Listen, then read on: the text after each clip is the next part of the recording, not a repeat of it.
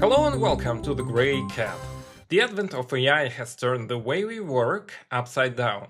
As developers, we can now build things that were never possible before using nearly unlimited possibilities. We can parse and generate lots of text, images, and videos. There are multiple tools such as AI SDK from Vercel that let us build such applications very fast. This video starts a series of video tutorials on the AI SDK.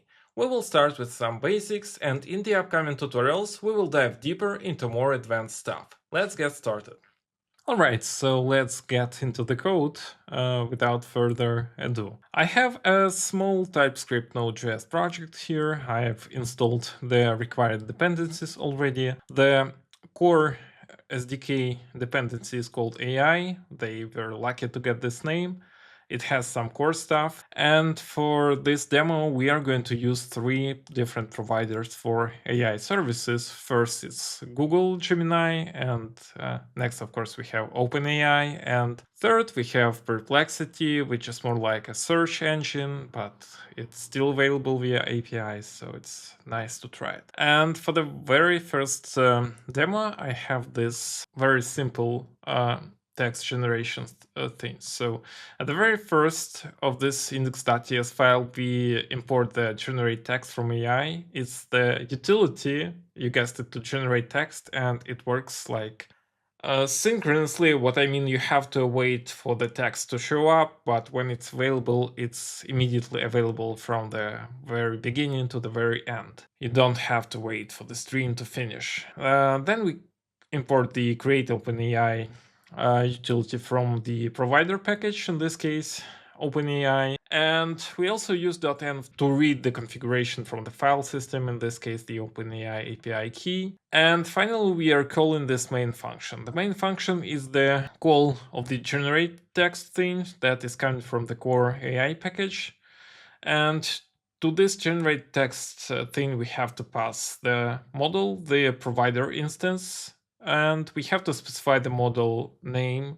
Here it's GPT-4o mini, it's fast, but it's not very bright. For the system prompt, I imported this string. The system prompt is actually telling the model what to do and how to act and whom to impersonate. And here you can see that it is impersonating the gray British short-hair cat that talks with cat emojis and makes some cat jokes, etc. And the prompt is obviously what you're asking it to do. So here we are just asking it to reply about its favorite breed of cat. And I would be surprised if I get a different answer than the British Shorthair, but let's see. So yeah, that's the tough one, but of course it's the British Shorthair, and as OpenAI does, it always just asks some questions for me in return, just to keep the conversation going. So well, this works. So we basically have 23 lines of code, and we can even make it shorter, but that's how simple it is to create a basic AI application with Vercel AI. What if we want to use a different model, not OpenAI, but something like Gemini? Here is a quick demo about how to move on to Gemini. And basically we import the same thing from the AI generateText. We import a different thing, create Google generative AI from the Google provider. These things remain the same, and here we instantiate the provider object. We pass an API key from there, but the rest remains the same, and we are using the Gemini 2.5 Flash model instead of GPT, well, because we are in Google world right now, but the rest remains the same. So we just swapped a few imports.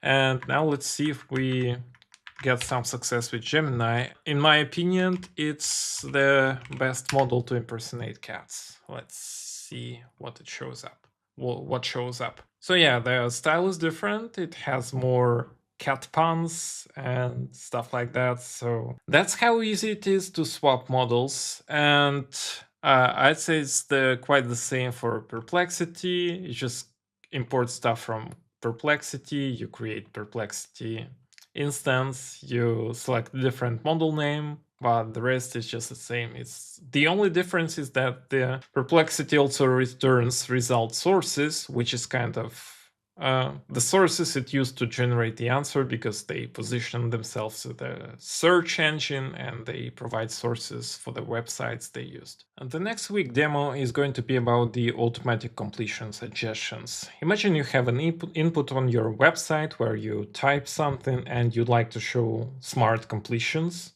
This is what it's for. So we are going to use streamText. That's actually the same as generateText, but it returns a stream instead. And in the end, we'll be able to output the text gradually so that it appears not immediately, but in small chunks and has this nice realistic effect of typing, you know. Basically, we instantiate the same API key, and here we are accepting the user prompt from the second argument from the command line.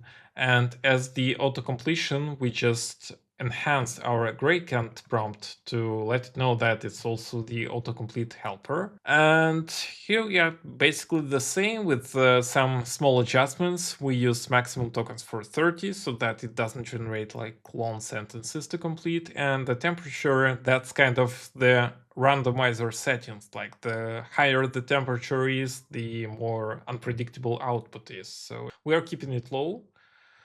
And for the stream, we have to output a little bit differently. Console log will work, but it will insert like line breaks after every chunk. So we are using process std out. We're just writing this into standard output of the process. And obviously, as we have the stream here, we have to wait for each chunk to appear before moving on. And let's see how it's gonna work. So let's ask the gray cat what his favorite breed of cats is.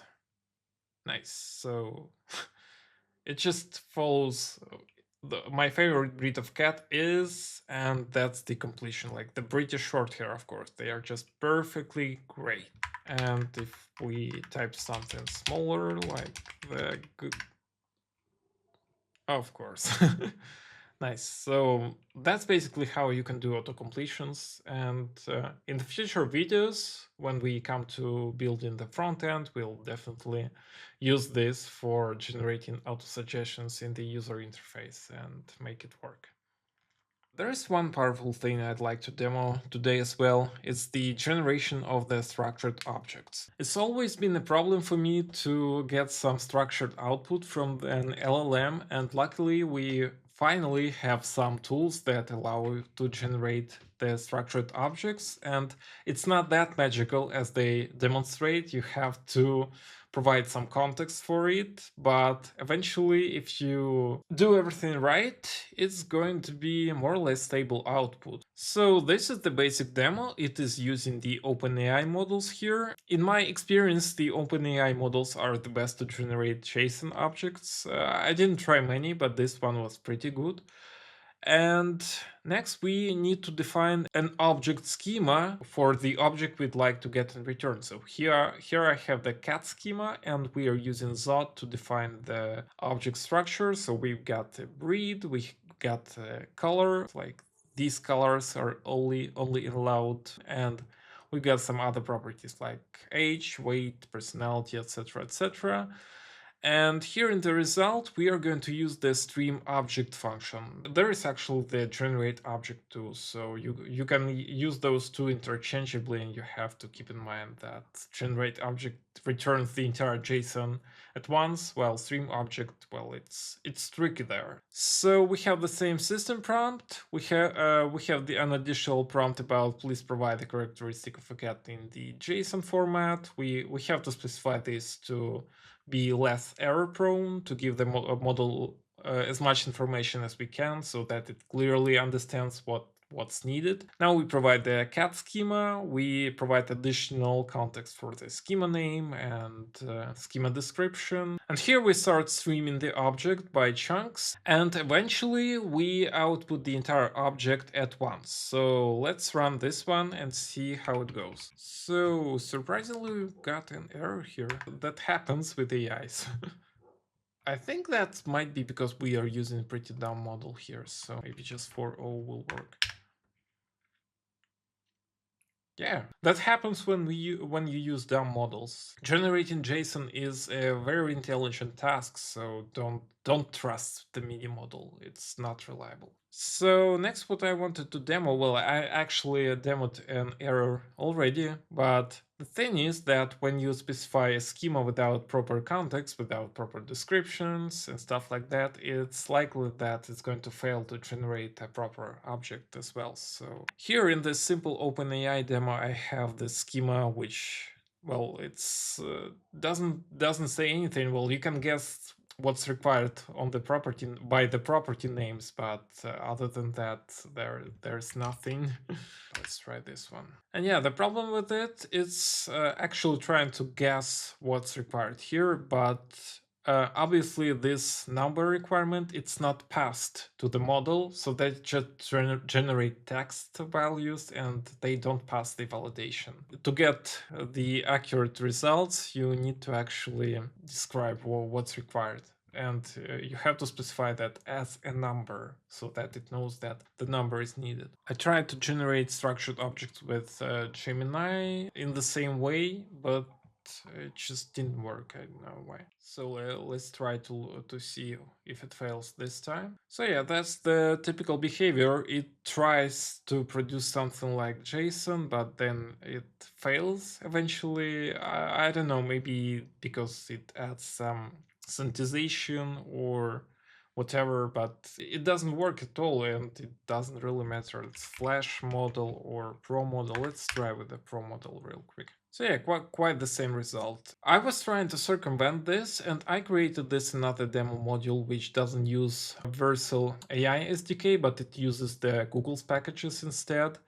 And they have this structured schema feature also here, but it's quite different the way they define the schema itself. They have their own format for this, and they have to request the MIME type application.json. So even with the Flash model, this surprisingly works well. Let's see. So yeah, this proprietary format, it works perfectly well for Gemini. I tried different techniques with the AI SDK, but unfortunately they just don't get along. So if you want to use Gemini, you have to use their own SDK instead of using the shared AI SDK from Vercel.